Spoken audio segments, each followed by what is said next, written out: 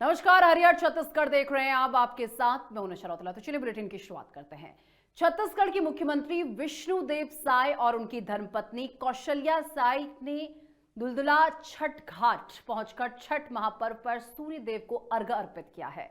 मुख्यमंत्री ने प्रदेश के सुख समृद्धि और खुशहाली की कामना की है। उन्होंने कहा कि ये उनके लिए अत्यंत सौभाग्य का अवसर है कि उन्हें छठ पर्व में सम्मिलित होने का अवसर मिला है। मुख्यमंत्री ने कहा कि जनता के विश्वास और स्नेह से ही उन्हें जनसेवा का अवसर प्राप्त हुआ है।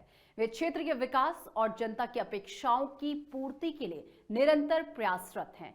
तो मुख्यमंत्री ने सूर्य को अर्घ्य दिया है और आज सुबह सुबह आपको बता दें कि उगते हुए सूर्य को अर्घ्य दिया गया है और इस दौरान मुख्यमंत्री भी इसका हिस्सा बने हैं, जहां पर मुख्यमंत्री ने अपनी धर्मपत्नी के साथ उगते हुए सूर्य को अर्घ्य दिया है। ये तस्वीरें भी आज सुबह की आपको दिखा रहे हैं, जहां पर छठ महापर्व पर मुख्यमंत्री साय ने अपनी धर्मपत्नी के साथ अर्घ्य दिया है। दुलदुला घाट पर श्रद्धा का सागर उमड़ा हुआ नजर आया। देखिए, प्रदेश की खुशहाली की कामना इस दौरान मुख्यमंत्री ने की है।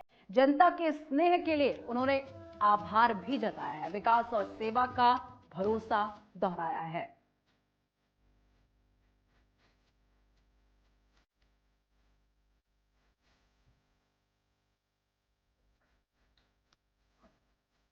तो देखिए, ये तस्वीर आपको दिखा रहे हैं रायपुर से, जहां पर आज छठ के इस महापर्व में शामिल हुए हैं मुख्यमंत्री और अपनी धर्मपत्नी के साथ उन्होंने उगते हुए सूर्य को अर्घ्य दिया है। जैसा कि आप तस्वीरों में भी देख सकते हैं, जो एक प्रक्रिया होती है उस पूरी प्रक्रिया को उन्होंने किया है और भगवान सूर्य को अपनी धर्मपत्नी के साथ अर्घ्य देते हुए नजर आए। और इसी दौरान उन्होंने जनता का भी आभार व्यक्त किया, प्रदेश की सुख समृद्धि की भी कामना की है। तो दुलदुला घाट है, जहां पर श्रद्धा का सैलाब उमड़ा हुआ नजर आया। प्रदेश की खुशहाली की मुख्यमंत्री ने कामना की है और इसी के साथ आपको बता दें कि आज उन्होंने उगते हुए सूर्य को अर्घ्य दिया है और इसी के साथ छठ का महापर्व आज समाप्त हो जाता है। तो 4 दिन का ये पर्व रहता है। सबसे पहले दिन नहाय खाए से इसकी शुरुआत होती है, दूसरे दिन खरना का होता है, तीसरे दिन आपको बता दें कि डूबते हुए सूर्य को अर्घ्य दिया जाता है और चौथे दिन उगते हुए सूर्य को अर्घ्य देने के बाद ये 4 दिन के पर्व की समाप्ति हो जाती है। तो आपको बता दें कि आज बड़े ही उत्साह के साथ मुख्यमंत्री ने सूर्य को अर्घ्य दिया है। और रायपुर में एनएसयूआई ने राज्यगीत आरपा पैरी के धार को सभी सरकारी कार्यक्रमों, स्कूलों और सार्वजनिक स्थलों पर बजाने की मांग की है। प्रभारी महामंत्री हेमंत पाल के नेतृत्व में कार्यकर्ताओं ने कलेक्टर के माध्यम से मुख्यमंत्री विष्णुदेव साय के नाम ज्ञापन सौंपा है। उन्होंने कहा कि यह गीत छत्तीसगढ़ की अस्मिता और पहचान का प्रतीक है। एनएसयूआई ने चेतावनी दी है कि यदि सरकार ने जल्द निर्णय नहीं लिया तो कार्यकर्ता रायपुर रेलवे स्टेशन पर रिक्शा चलाकर लाउडस्पीकर से राज्य गीत बजाएंगे। तो देखिए, रायपुर में एनएसयूआई की बड़ी पहल देखने को मिली है, जहां पर सभी सार्वजनिक स्थलों पर राज्य गीत बजाने की बात एनएसयूआई करता हुआ नजर आ रहा है और लगातार ही मांग की जा रही है। और आज इसी को लेकर मुख्यमंत्री के नाम ज्ञापन भी सौंपा गया है। आरपा पैरी के धार ये राज्य गीत है जिसे बजाने की बात कही जा रही है और कहा गया है कि अगर उनकी मांग नहीं मानी गई तो वो रेलवे स्टेशन पर इस गाने को बजाएंगे। छत्तीसगढ़ की माटी, संस्कृति और जनमानस के लिए आज हमने एक पहल करी है। कलेक्टर महोदय को हमने मुख्यमंत्री जी के नाम ज्ञापन दिया है, जिसमें सभी सार्वजनिक स्थानों पे अरपा पैरी के राज्य गीत बजाने की मांग रखी है। साथ ही साथ हमने डीआरएम कार्यालय में भी अब ज्ञापन देंगे, उसमें भी हमने छत्तीसगढ़ के सभी रेलवे स्टेशनों पे राज्य गीत अरपा पैरी के धार बजाने की मांग करेंगे। यदि और रायपुर के बिरगांव में छठ महापर्व के दौरान आयोजित कार्यक्रम में डांसरों के मंच पर उतरने से आस्था का अपमान हुआ है। आयोजन समिति द्वारा किए गए इस प्रदर्शन को लेकर धार्मिक संगठनों और स्थानीय लोगों में नाराजगी जताई है। और छठ पर्व उत्तर भारत सहित देश भर में आस्था और भक्ति के साथ मनाया जाता है, जहां महिलाएं व पुरुष मां छठी से मनोकामना पूर्ण होने की प्रार्थना करते हैं। कांग्रेस ने इस घटना की कड़ी निंदा की है और कहा है कि ऐसे आयोजन धार्मिक भावनाओं को ठेस पहुंचाते हैं। रायपुर में छठ पर्व के इस पावन पर्व पर अश्लील डांस देखा गया है। अब जरा तस्वीरें देखिए, किस तरीके से अश्लीलता फैलाने में कोई कोर कसर नहीं छोड़ी गई है। जहां एक तरफ छठ का महापर्व चल रहा है, आस्था का सैलाब उभरा है, वहीं डांसरों के मंच पर उतरने से किस तरीके से अश्लीलता फैली है, इन तस्वीरों में देख सकते हैं। धार्मिक आयोजनों से हमारी आस्था जुड़ी हुई है। ऐसे आयोजनों में अश्लील गाने बजाना, फूहड़ डांस आयोजित करना निश्चित तौर पर आस्था पर चोट है। भारतीय जनता पार्टी की सरकार में इस तरह के आयोजनों की बाढ़ आ गई है। कल भी हमने देखा कि छठ मैया की पूजा के लिए आयोजित धार्मिक मंच पर जिस प्रकार से कई जगह आयोजन हुए, अश्लील नृत्य किए गए, अश्लील गाने बजाए गए, ये आस्था पर चोट है, सनातन विरोधी कदम है। ऐसे आयोजनों की कांग्रेस पार्टी भर्त्सना करती है और ऐसे आयोजनकर्ताओं पर कठोर कार्रवाई की मांग करती है। भारतीय जनता पार्टी की सरकार में लगातार छत्तीसगढ़ की संस्कृति को दूषित करने का षड्यंत्र रचा जा रहा है। यहाँ न केवल छत्तीसगढ़ महतारी की मूर्तियां तोड़ी गई, बल्कि छत्तीसगढ़ी प्रथा, परंपरा और रीति रिवाज के खिलाफ ऐसे आयोजन धर्म के नाम पर आयोजित किया। कोरबा वन मंडल के करतला परिसर में वन विभाग ने जंगली सुअर के शिकार के मामले में बड़ी कार्रवाई करते हुए 6 आरोपियों को गिरफ्तार कर जेल भेज दिया है। विभाग को सूचना मिली थी कि कुछ लोग खुले में जंगली जानवरों का मांस बेच रहे हैं और छापेमारी में आरोपियों के पास से सुअर की हड्डी, पूंछ और चमड़ा बरामद किया गया है। जांच में पता चला है कि ये सभी आदतन शिकारी हैं जो पहले भी वन्य जीवों का शिकार कर चुके हैं। आरोपियों को न्यायालय में पेश कर जिला जेल भेजा गया है। तो कोरबा में जंगली सुअर के शिकार का ये पूरा मामला है। दरअसल देखिए, वन विभाग ने इस पर बड़ी कार्रवाई की है और कोरबा में जंगली सुअर के शिकार का खुलासा किया है और वन विभाग ने बड़ी कार्रवाई करते हुए बड़ा खुलासा किया है। 6 आरोपी गिरफ्तार कर जेल भेज दिए गए हैं।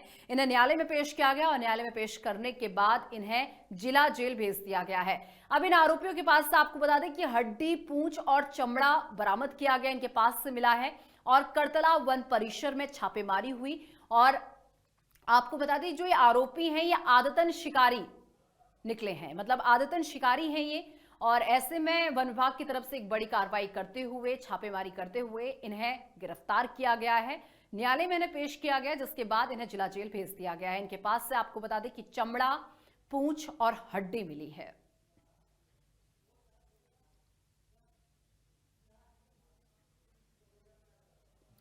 ये तस्वीर आपको लगातार छत्तीसगढ़ के कोरबा से दिखा रहे हैं, जहां पर आप इन शिकारियों को देख सकते हैं जिनकी गिरफ्तारी हो चुकी है।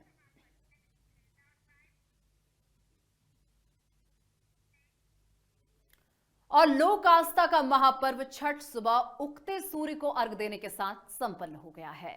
बालको, कोरबा और दर्री समेत आसपास के छठ घाटों पर श्रद्धालुओं का जनसैलाब उमड़ा पड़ा। व्रती महिलाओं ने उदयमान सूर्य की उपासना कर व्रत का समापन किया है। सुबह से ही घाटों पर पारंपरिक गीतों की गूंज माहौल को भक्तिमय बनाती रही और सूर्य को अर्घ देने के बाद भोग वितरण का आयोजन किया गया। और बालको नगर के छठ घाट में भी बड़ी संख्या में व्रती महिलाएं और श्रद्धालु उपस्थित रहे। श्रद्धा और उत्साह के साथ छठ महापर्व का समापन हुआ है। उगते सूर्य को अर्घ देने के साथ आज चौथे दिन छठ के महापर्व का समापन हो चुका है। तो लोग आज जो आस्था है उसका एक सैलाब जो है घाटों में देखने को मिला। उगते सूर्य को अर्घ दिया गया और छठ घाटों पर जनसैलाब भारी मात्रा में उमड़ा रहा। भक्ति, संगीत और श्रद्धा का संगम इन घाटों में देखने को मिला है। व्रती महिलाओं ने व्रत का समापन किया। देखिए, 36 घंटे काफी कठिन व्रत ही माना जाता है और 36 घंटे जो व्रती महिलाएं होती हैं, ना वो कुछ खाती हैं, ना ही वो जल ग्रहण करती हैं। तो आप सोचिए, 36 घंटे निर्जला व्रत वो रखती हैं और उगते सूर्य को अर्घ देने के बाद वो अपने व्रत का पारण करती हैं।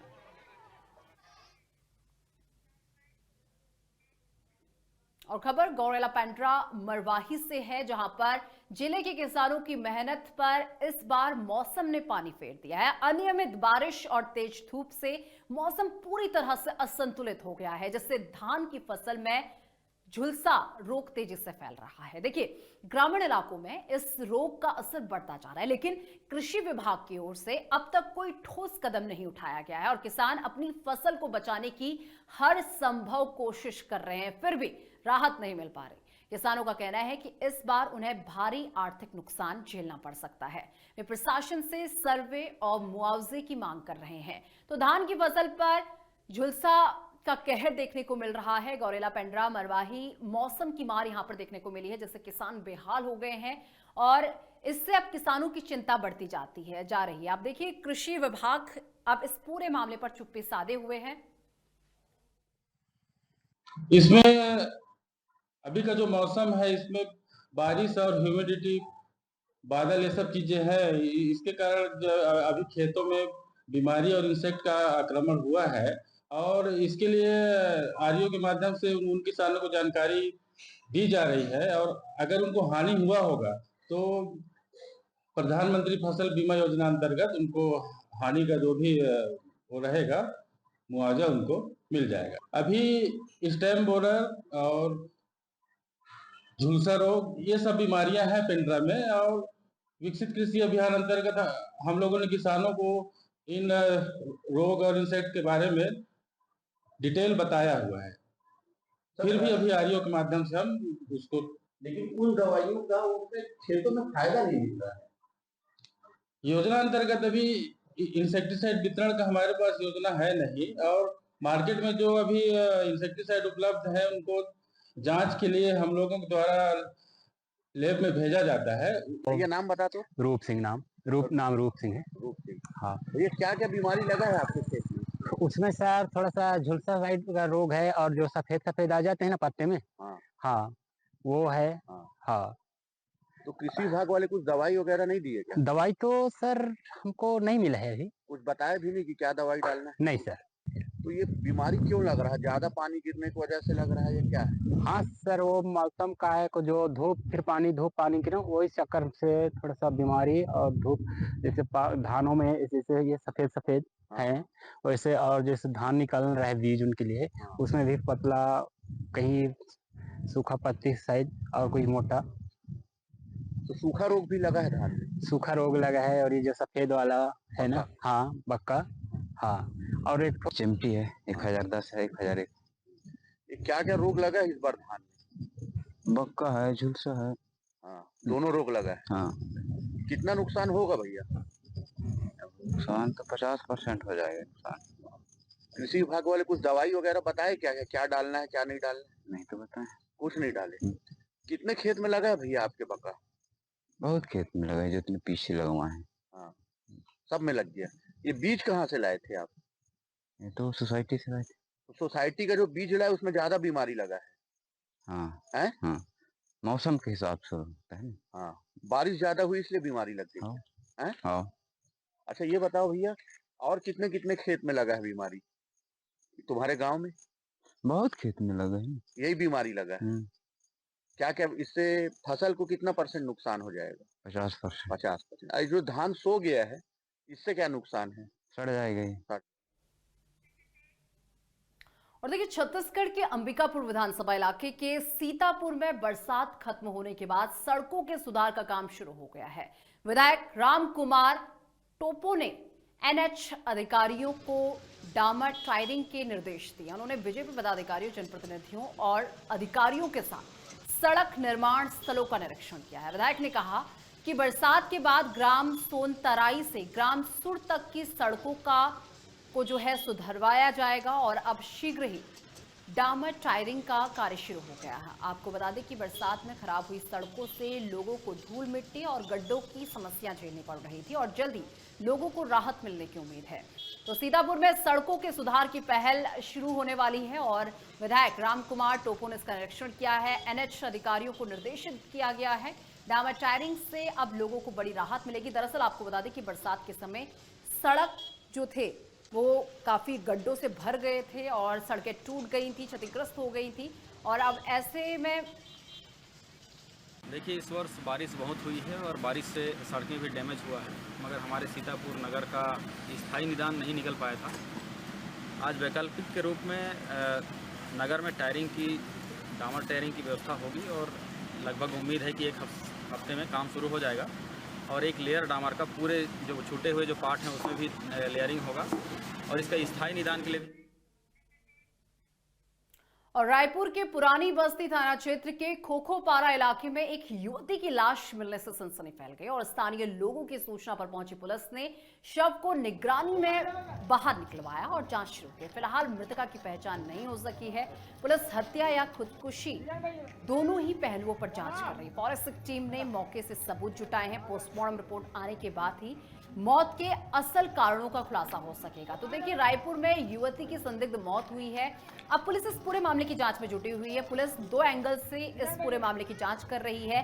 क्या किसी ने युवती को मौत के घाट उतारा है या फिर युवती ने खुदकुशी की, आत्महत्या का प्रयास किया है। खैर, आपको बता दें कि जब पोस्टमार्टम रिपोर्ट निकलकर सामने आएगी उसी के बाद कुछ स्पष्ट हो पाएगा कि आखिर किन कारणों की वजह से युवती की मौत हुई है। अब जरा तस्वीर आप देखिए, ये वो इलाका है जिस इलाके से युवती की शव को जो है बरामद किया गया। संदिग्ध अवस्था में ये शव यहाँ पर पड़ा हुआ था। अभी तक पहचान भी नहीं हो पाई है कि आखिर ये युवती कौन थी, कहाँ की रहने वाली थी और इसका शव यहाँ कैसे पड़ा है। इन तमाम पहलुओं पर इस वक्त जांच चल रही है।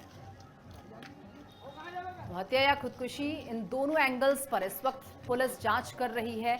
खुदकुशी या हत्या की जांच में पुलिस इस वक्त जुटी हुई है। तो छत्तीसगढ़ के रायपुर से ये खबर है। रायपुर के खोखोपारा में युवती की लाश मिली है, जैसा कि आप तस्वीरों में भी देख सकते हैं। और इलाके में लाश मिलने के बाद हड़कंप मच गया और पुलिस को इस बात की सूचना दी गई। पुलिस मौके पर पहुंची, लेकिन अब तक आपको बता दें कि कोई भी सुराग हाथ नहीं लग पाया है। और साथ ही साथ ये शव किस युवती का है ये भी अब तक पता नहीं चल पाया।